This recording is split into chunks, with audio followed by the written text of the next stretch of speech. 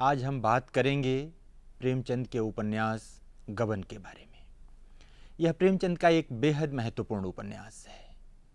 1931 में प्रकाशित हुआ था यह, और जब यह प्रकाशित हुआ तो अधिकांश आलोचकों ने, जो उन दिनों सक्रिय थे, उन्होंने इसे आभूषण प्रेम की कथा के रूप में ही विश्लेषित किया। उन्हें लगा कि यह एक स्त्री के आभूषण प्रेम की कथा है। हालांकि प्रेमचंद जैसे बड़े कलाकार के लिए यह संभव न था कि वह महज आभूषण प्रेम की कथा रचते। इसे समझा जाना चाहिए था।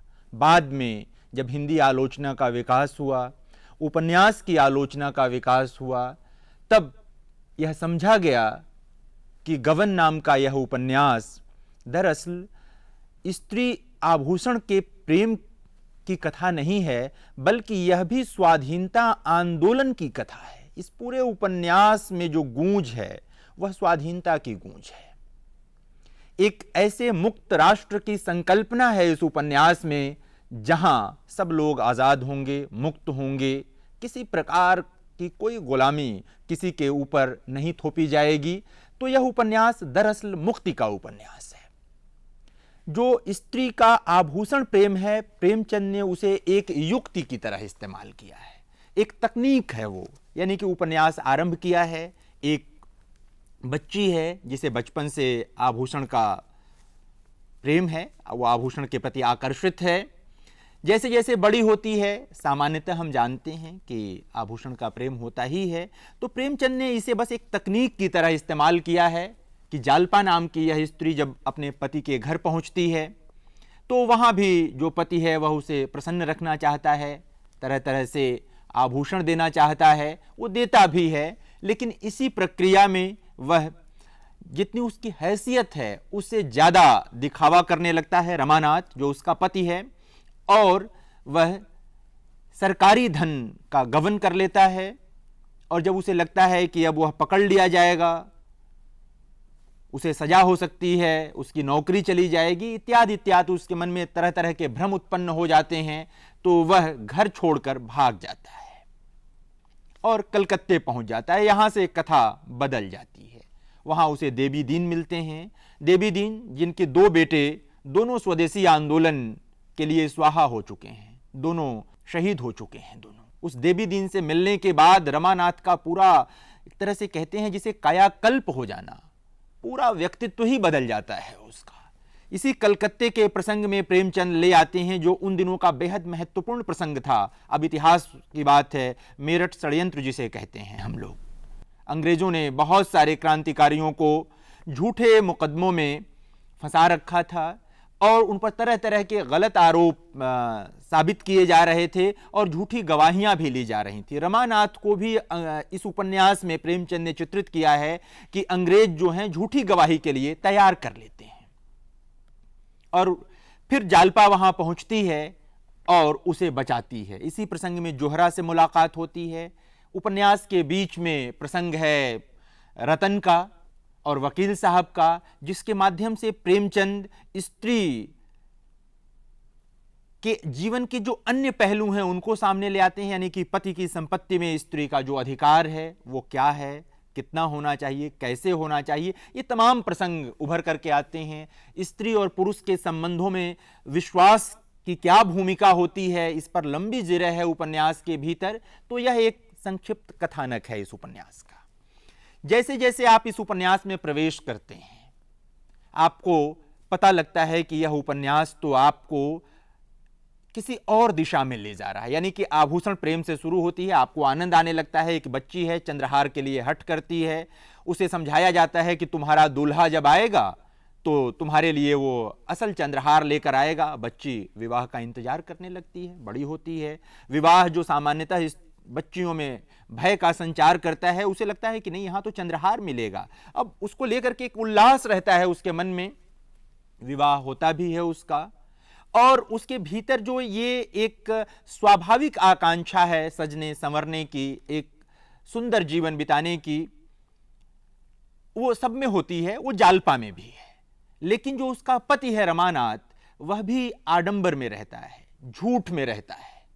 वह जितनी उसकी आय है उसे बढ़ाकर उसे बताता है, और चूंकि पत्नी के सामने वस्तु स्थिति साफ नहीं है, इसलिए वह भी जिस तरह का एक बढ़िया जीवन जीने की कोशिश करती है, रहती है, लेकिन इसी प्रक्रिया में हादसा हो जाता है।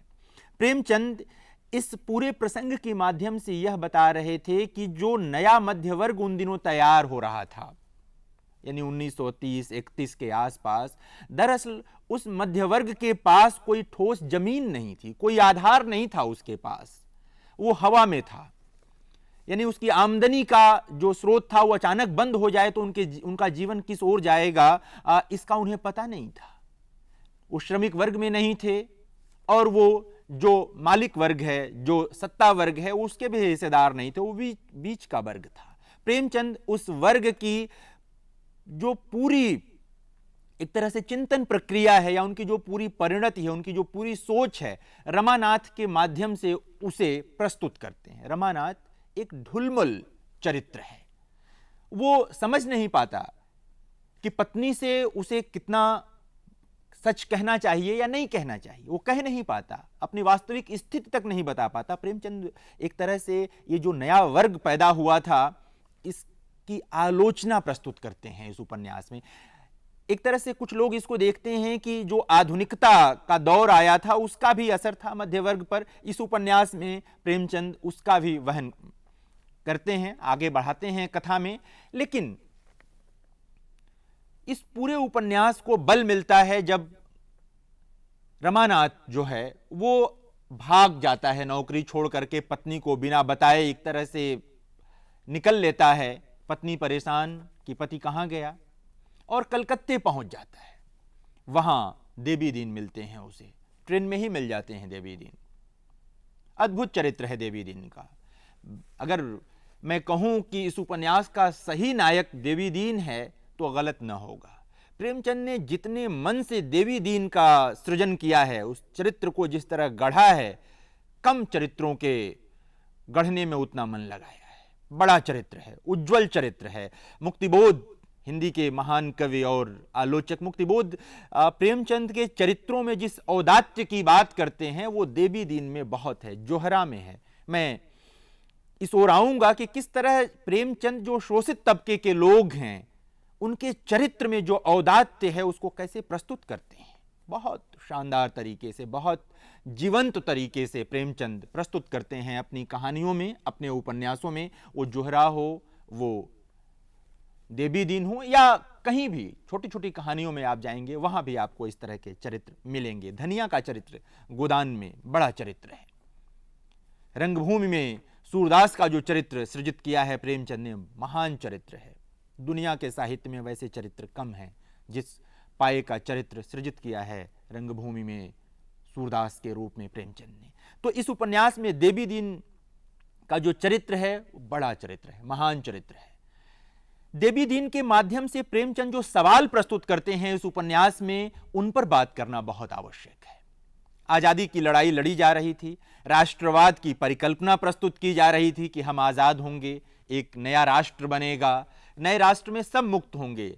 लेकिन देवी दीन जो श्रमिक वर्ग से आता है, जो सर्वहारा वर्ग से आता है, इस समाज के सबसे जो शोषित तबके के लोग हैं उनके बीच से आता है, वो सवाल खड़ा करता है। और दरअसल जो सवाल करता है वह प्रेमचंद का सवाल है, उस समय के किसी भी ऐसे व्यक्ति का सवाल है जो भविष्य के भारत के बारे में चिंतित था कि भविष्य का भारत, आजाद भारत कैसा होगा। देवी दीन सवाल करता है कि जब तुम स्वराज का नाम लेते हो तो तुम्हारे मन में उसकी क्या अवधारणा होती है, क्या सोचते हो उसके बारे में कि तुम भी बड़ी बड़ी तलब लोगे, मोटरों में घूमोगे, पहाड़ों की हवा खाओगे। आखिर जो स्वराज मिलेगा, तो इस सवाल के पीछे प्रेमचंद का वही सवाल है कि आखिर मजदूरों के बारे में उसमें क्या होगा, किसानों के बारे में क्या होगा, जो स्त्रियां सदियों से शोषित हैं उनके बारे में क्या होगा। ये तमाम सवाल देवी दीन के सवाल के पीछे आते हैं। वहां पर जो रमानाथ है, चूंकि मध्य वर्ग से गया व्यक्ति है, उसे लगता है कि देवी दिन कुछ ज्यादा कह रहे हैं, तो वो एक तरह से सुरक्षात्मक स्थिति में आता है कि नहीं, ऐसा नहीं होगा। तो देवी दिन पूछता है क्यों, तो कहता है कि तब तो बहुमत का मामला होगा ना, ज्यादा लोग जिस बात को कहेंगे वही होगा। देवी दिन फिर भी संतुष्ट नहीं होता है, कहता है कि मैं चाहूंगा कि मुझे कुछ और उम्र मिले ताकि मैं देखूं कि क्या होगा, और कहता है कि मैं चाहूंगा कि जो विदेशी चीजें आएंगी उन पर दोगुना और जो मोटर गाड़ियां आएंगी उन पर चौगुना टैक्स लगे। एक आम आदमी जिसे लगता है कि देश को कैसे बनना चाहिए, देश कैसे विकसित होगा, वो संदेह करता है। उन्हीं दिनों सरदार भगत सिंह ये सवाल कर चुके थे कि यदि किसी विदेशी की जगह कोई देशी शासक हो जाता है तो इससे इस देश के किसानों की स्थिति में क्या परिवर्तन आएगा, मजदूरों की स्थिति में क्या परिवर्तन आएगा। दरअसल ये लोग एक ठोस मसौदा चाहते थे, एक ऐसी व्यवस्था चाहते थे जिसमें यह तय हो सके कि आजाद भारत किसानों का होगा, आजाद भारत शोषित तबके के लोगों का होगा, उनका नहीं होगा। जो गुलाम भारत में भी राजे रजवाड़े थे, सत्ता के करीब थे, आराम फरमा रहे थे, अमीर थे, उनका आजाद भारत सिर्फ उनका नहीं होना चाहिए था, उनका भी हो, लेकिन सबसे ज्यादा उनका जो सदियों से गुलामी झेल रहे थे। अंग्रेज आए थे तब भी और अंग्रेजों के आने से पहले से भी, जब राज्य रजवाड़े हुआ करते थे सिर्फ, तब भी। तो प्रेमचंद का यह उपन्यास बड़े सवाल लेकर के उपस्थित होता है। देवी दिन के सवाल मामूली सवाल नहीं है। देवी दिन जो संदेह कर रहा था उस समय 1931 में, 30 में, आज 1931 को बीते कितने दिन बीत गए। आज जब 70 साल के आसपास का समय बीत चुका है, बल्कि 80 साल के आसपास का समय बीतने को है, हम देख रहे हैं कि किस तरह वैश्वीकरण हो रहा है। जो आजाद पूंजी है वो देश में आ चुकी है और आज गरीबों के बारे में सोचने वाला कोई नहीं है। प्रेमचंद जो चीज देख रहे थे उस समय, देवी दिन के माध्यम से जो प्रस्तुत कर रहे थे, आज अमीर के हक में बहुत सारे फैसले हैं, गरीबों के हक में कोई फैसला नहीं है। गांधी जिसे अंतिम मनुष्य कहते थे और कहते थे कि कोई भी चिंतन करो, कोई भी फैसला लो तो सोचो कि उस अंतिम आदमी को तुम्हारे फैसले से क्या लाभ होने वाला है, आज उसके बारे में लगभग नहीं सोचा जा रहा है। आजाद पूंजी सोचने ही नहीं देगी, क्योंकि यह तो पूंजी से पूंजी को बढ़ाने की कला है, बाजार को उन्नत बनाने की कला है। वह व्यक्ति जो बाजार में प्रवेश ही नहीं पा सका है, उसके बारे में कौन सोचेगा।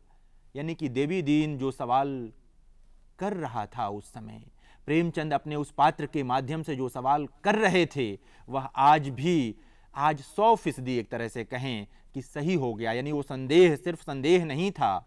आजादी से ठीक पहले कई बार कोई नया काम होता है तो उसके पहले मन में संदेह उठते हैं, लेकिन यह सिर्फ उससे पहले उठने वाला संदेह नहीं था, ठोस आधार था इस संदेह के पीछे।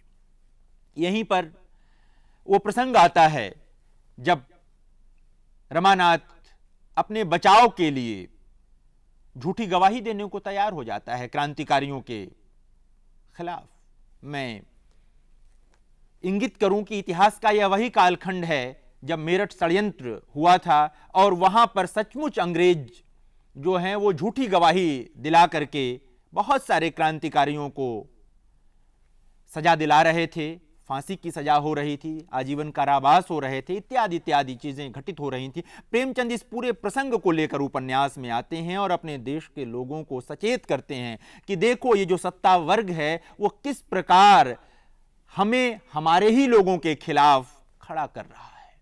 जालपा वहां पहुंचती है, वह पत्नी जो कल तक चंद्रहार के लिए हट कर रही थी, वह पत्नी जो अपने सुखों के लिए हट कर रही थी, वह वहां पहुंचती है। और इस पहुंचने से पहले वो क्या कर चुकी है, वह अपने सारे श्रृंगार की चीजें ले जाकर नदी में प्रवाहित कर आई है। वह श्रृंगार की ये वही चीजें हैं जिनको उसने इकट्ठा किया था, हट कर इकट्ठा किया था, बल्कि कहेंगे कि तरह तरह से यत्न करके इकट्ठा किया था। उसे लगता है कि सारी बातों की जड़ में यही है।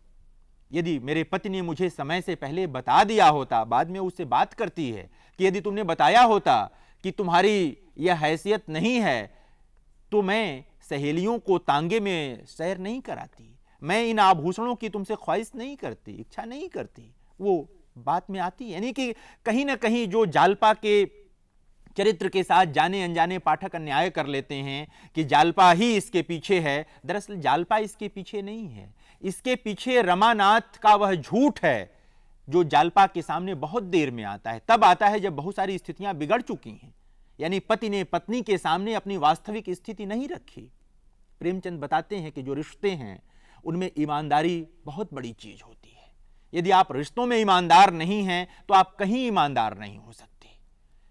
यदि आप अपनी पत्नी से अपनी बात नहीं कह सकते तो आप दूसरी जगह कैसे ईमानदार हो सकते हैं। यह पूरा प्रसंग है।